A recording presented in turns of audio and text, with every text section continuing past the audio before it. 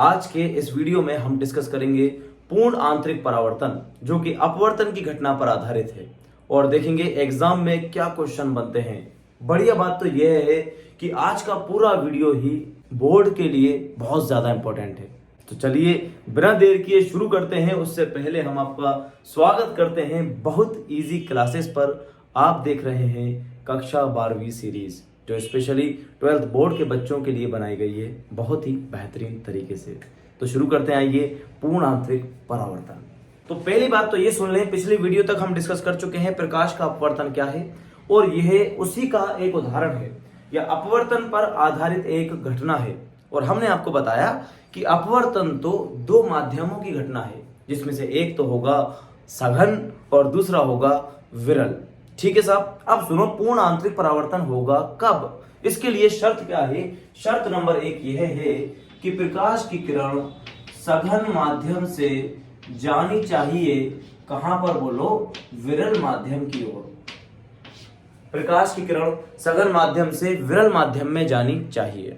अच्छा सर, आओ चित्र बनाते हैं कि लेट्स सपोज ये लाइन ड्रॉ की है हम लोगों ने। सपोज करते हैं यहाँ पर तो है हमारा सघन माध्यम, रिप्रेजेंट कर रहे हैं थोड़ा सा आसानी के लिए।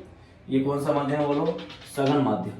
और ये है आपके पास में ऊपर कौन सा माध्यम? विरल माध्यम। सुन लेना, पूर्ण आंतरिक परावर्तन की घटना के लिए प्रकाश की किरण कहां से आपतित होगी? सघन से, और जाएगी कहां पर बोलो? विरल में। सघन से कहां जाएगी? विरल में जाएगी। तो देखो, मान के चलो आपने ये प्रकाश की किरण आपतित करवा दी। ठीक है सर, करवा दी। सघन से कहां जा रही है बताओ? ये विरल में। तो पहले क्या ड्रॉ कर दो? अभिलंब कर दिया।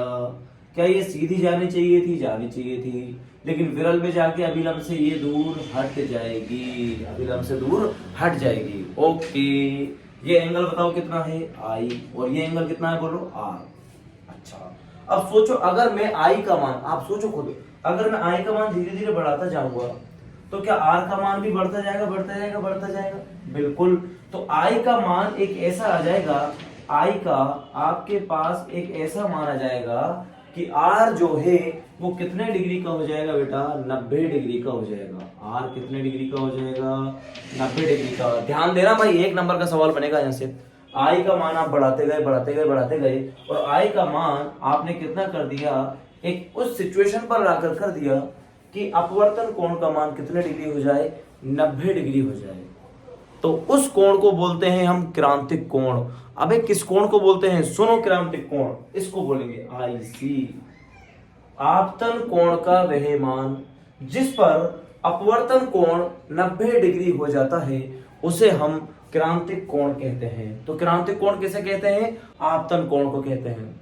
यानी आपतन कोण का एक स्पेशल कंडीशन में नाम रख दिया गया है। यानी जब अपवर्तन कोण का मान 90 डिग्री हो जाता है तो इस स्थिति में आपतन कोण को ही क्रांतिक कोण कहते हैं। यानी आई बराबर आईसी होगा तो आर बराबर कितना हो जाएगा बोलो?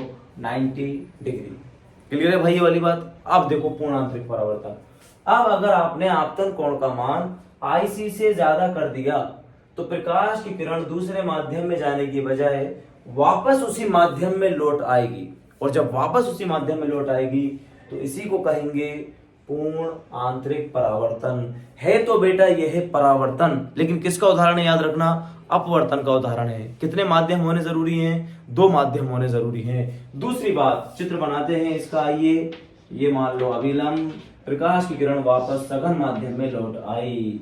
कब लौट करके आएगी बोलो? जब आई का मान बड़ा होगा किससे? आईसी से। जब आई का मान आईसी से बड़ा होगा तो प्रकाश की किरण वापस उसी माध्यम में लौट आती है। इसी को क्या कहते हैं हम?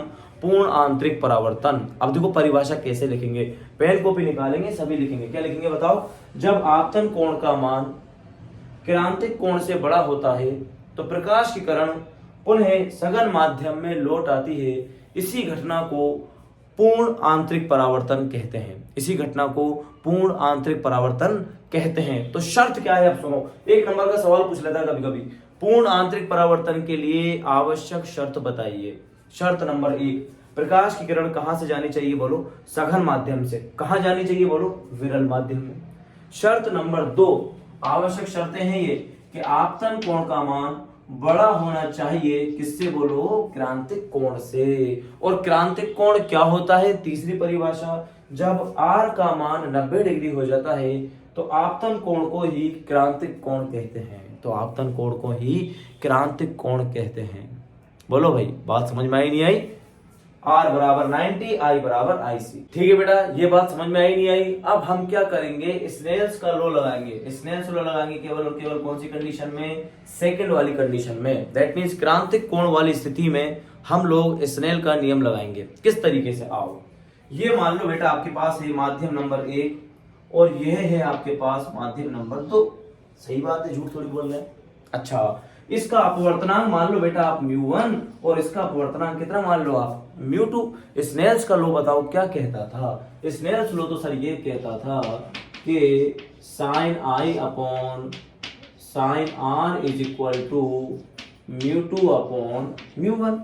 ओके, अब अगर μ2 जो है आपका वो तो क्या है, एयर है। इस केस में μ2 क्या है बोलो, एयर। μ2 तो क्या हो गया, एयर।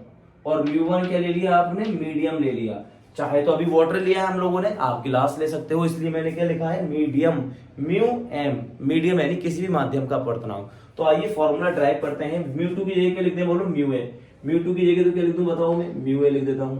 और μm की जगह क्या लिख देता हूं, μ1 की जगह μm लिख दिया।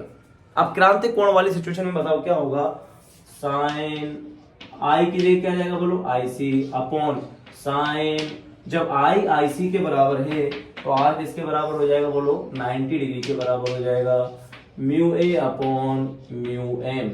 बताओ बेटा साइन 90 की जो है वैल्यू कितनी होती है, 1। साइन 90 की वैल्यू कितनी होती है, 1 होती है। साइन 90 की वैल्यू कितनी पुट कर देंगे, 1। अच्छा सर कर दो, साइन IC बराबर μA, एयर का अपवर्तनांक कितना बताया था हमने आपको, 1। कितना बताया था, 1 अपॉन म्यू, किसी भी माध्यम के लिए क्या लिख दिया हम लोगों ने, म्यू। कि सर एम कहां गायब कर दिया आपने, अब एम का मतलब माध्यम का ये हो।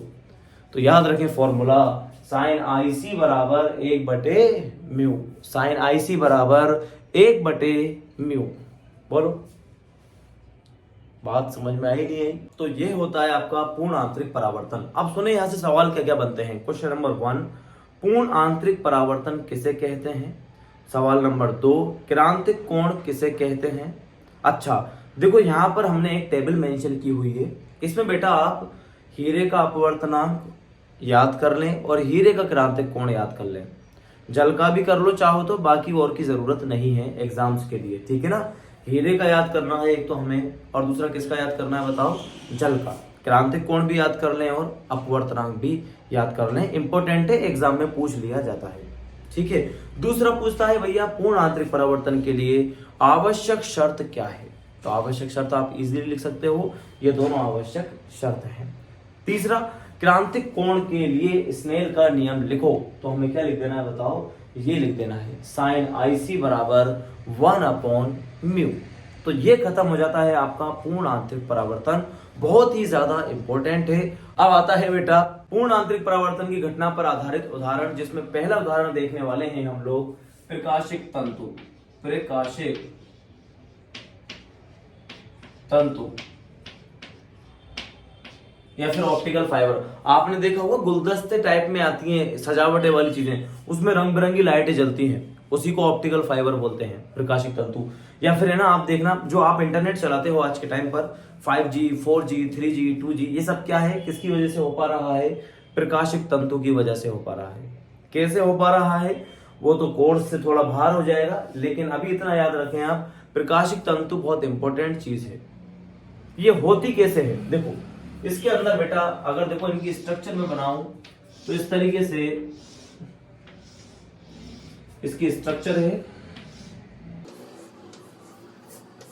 सवाल आया हुआ एक तो 1 नंबर का क्वेश्चन पहले भी पूछा गया है कि प्रकाशिक तंतु किस घटना पर आधारित है, प्रकाशिक तंतु किस सिद्धांत पर कार्य करता है, या फिर प्रकाशिक तंतु किस घटना पर आधारित है। तो उत्तर क्या होगा इसका, पूर्ण आंतरिक परावर्तन की घटना पर आधारित है। इसमें प्रकाश के सिग्नल का बार बार पूर्ण आंतरिक परावर्तन कराया जाता है। कैसे अभी देखेंगे थोड़ी देर के अंदर, पहले इसकी स्ट्रक्चर समझते हैं। देखो क्या है बेटा, ये है इसकी जैकेट, या फिर इसको बोलते हैं बफर कोटिंग। क्या बोलते हैं? Buffer coating. यानी तार के ऊपर एक बहुत लंबी चौड़ी जैकेट बना दी जाती है जिससे हमारा जो अंदर का मटेरियल है वो डैमेज ना हो।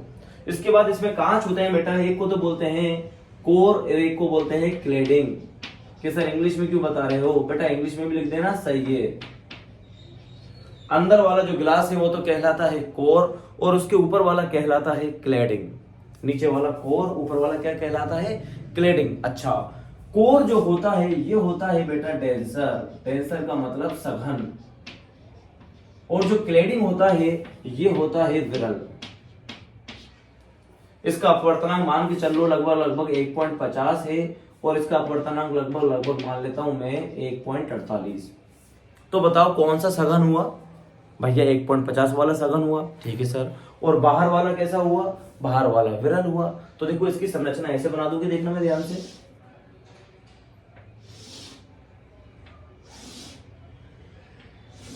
ये क्या बना दिया भैया? ये तार बना दिया। कैसे बना दिया?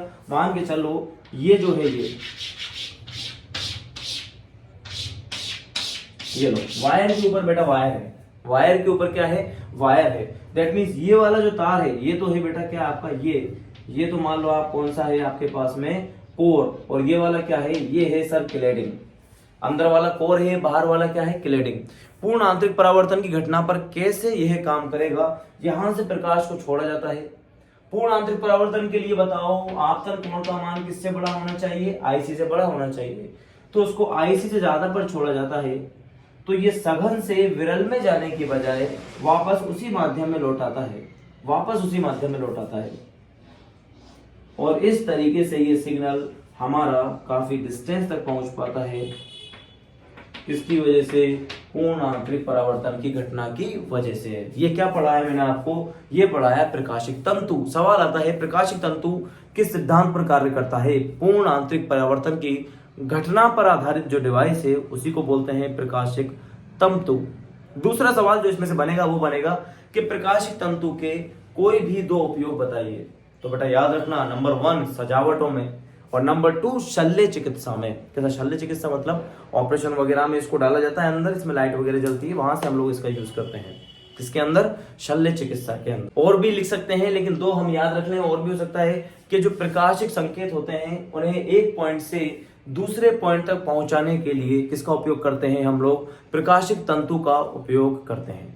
तो ये होता है पूर्ण आंतरिक परावर्तन पर आधारित कुछ बातें। और भी बातें हुआ करती थी आज से पहले, जैसे हीरे का चमकना। तो ये सब बातें हैं जो पूर्ण आंतरिक परावर्तन पर आधारित हैं। और यहाँ हमारा एक तरीके से खत्म हो जाता है थ्योरेटिकल पोर्शन कंप्लीट। छोटे छोटे क्वेश्चंस अभी तक यहाँ से बनेंगे। अब नेक्स्ट पार्ट से आप देखोगे बड़े बड़े क्वेश्चंस बनना स्टार्ट होंगे। और सुनो बढ़िया बात, आगे के जितने भी डेरिवेशन है ना एकदम ऐसे करते हुए हलवा का मतलब बहुत ज्यादा आसान तरीके से हम करने वाले हैं उनको सॉल्व। चलिए चलते हैं, फिर मिलेंगे नेक्स्ट वीडियो के अंदर। तब तक के लिए धन्यवाद।